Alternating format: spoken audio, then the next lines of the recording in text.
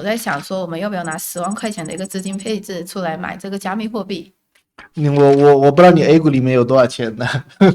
你可以凭空幻想，往多了想。其实如果你打算拿10万块钱来投资这个加密货币的话，那像我们，我们做这个节目也差不多有1个多月、2个月的时间了嘛。那这2个月的时间里面，那你想配置哪些资产好一点，哪些加密货币好一点？那最近可能比较热的就是搞币跟比特币嘛，对不对？对对对。那如果我们要10万块钱的话，现在假设我从 A 股里面套了10万块钱出来做这个资金配置的话，你要什么建议呢？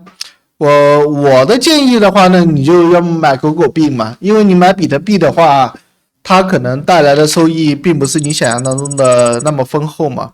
而且我个人，你前期的话，你就简单先玩一玩，做现货嘛，就暂时先不要做合约嘛。10万块钱买高币的话，感觉可以买好多个啊。对，买比特币只能买一个。对。然后大家好，欢迎来到盘天一小白的 podcast， 我是翻天，我是小白。对，然后今天的时间的话呢是10月29号。对，然后今天的天气特别好啊，我们在广东这个地区，然后就是阳光明媚的。等会我们录制完这个视频之后，我们打算跟就是团队一起去散步啊，晒太阳。对。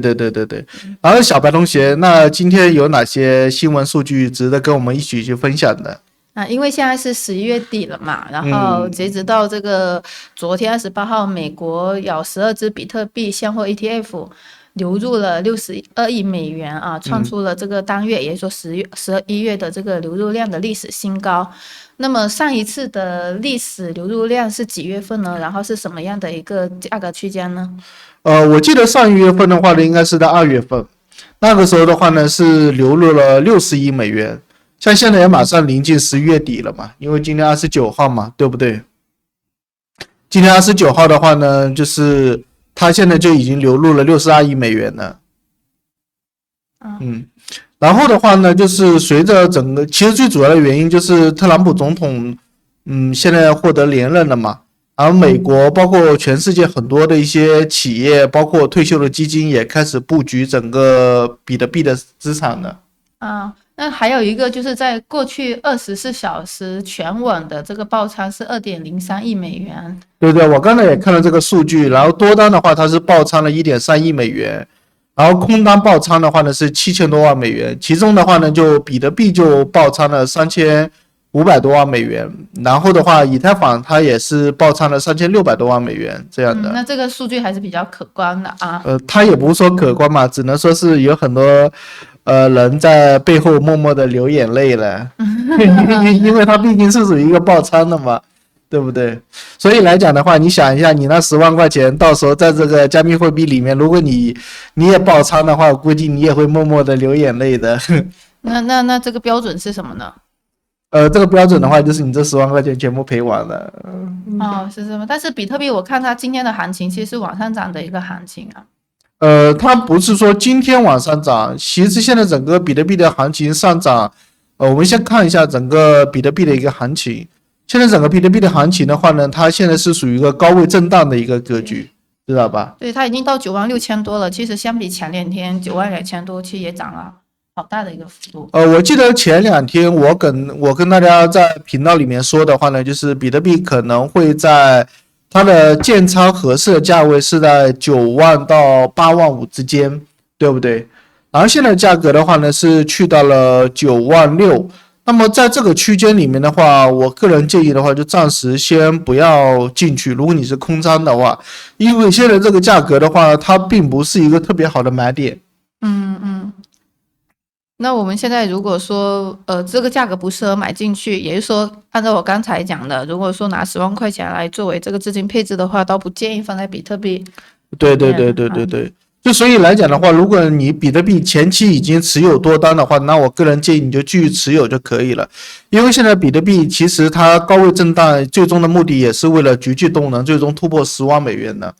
因为10万美元，其实在很多年以前，那个时候大家就已经预测比特币未来的价格可能会突破10万美元，所以现在来讲的话呢，也是在高位震荡聚集这波的能量，最终来突破10万美元，而且这个时间周期，我相信可能就是在1个月到1个半月之间，可能就会实现。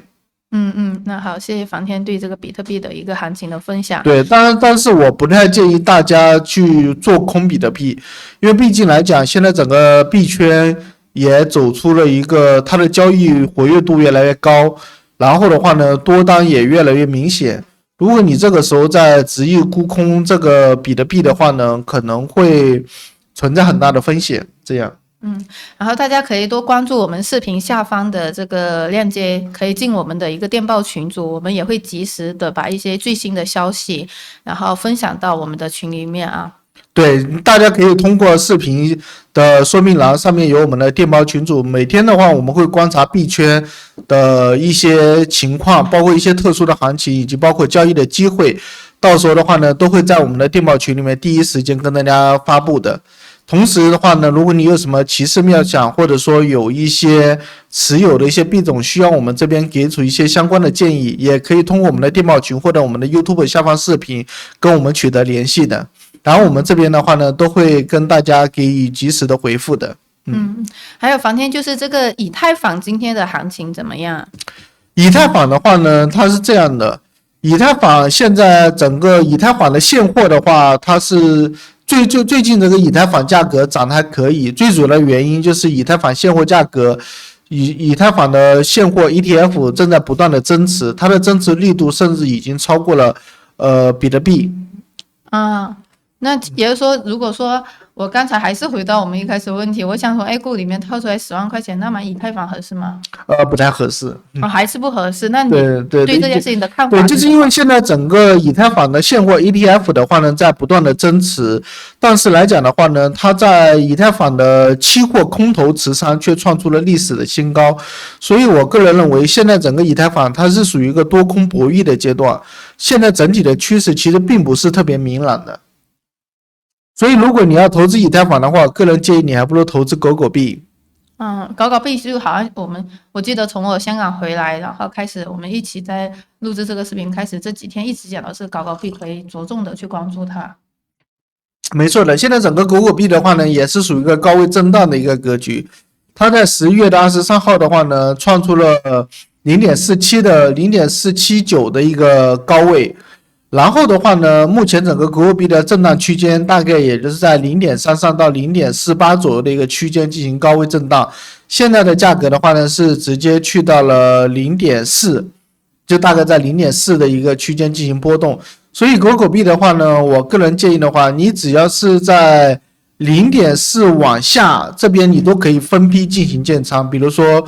0.4，然后0.38、0.35、0.36。这些区间你都可以分批次进行买入多单，都可以的。也就是说，最近的狗狗币的最低位，我们就看在0.35就可以了。一般是在0.33到0.35左右区间会好一点。而且来讲，止损价位的话呢，就设置到0.33就好了。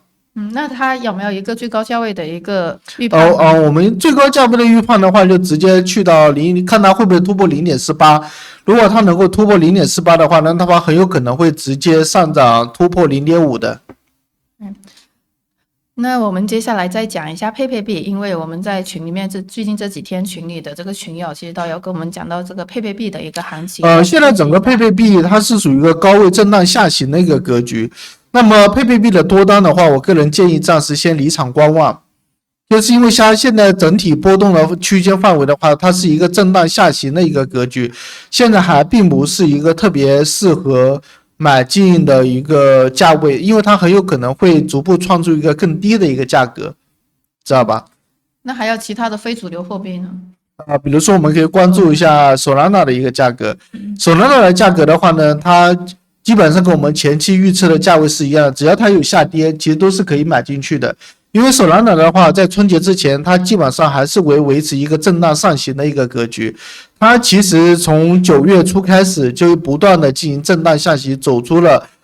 比较好的波浪趋势。所以来讲的话，Solana在10月26号的话呢，它也是下跌到了220左右，现在的话呢是在240左右的一个区间进行震荡，所以我觉得 Solana 的话，它只要有下跌的话，其实都是可以买进去的。所以我个人认为的话，在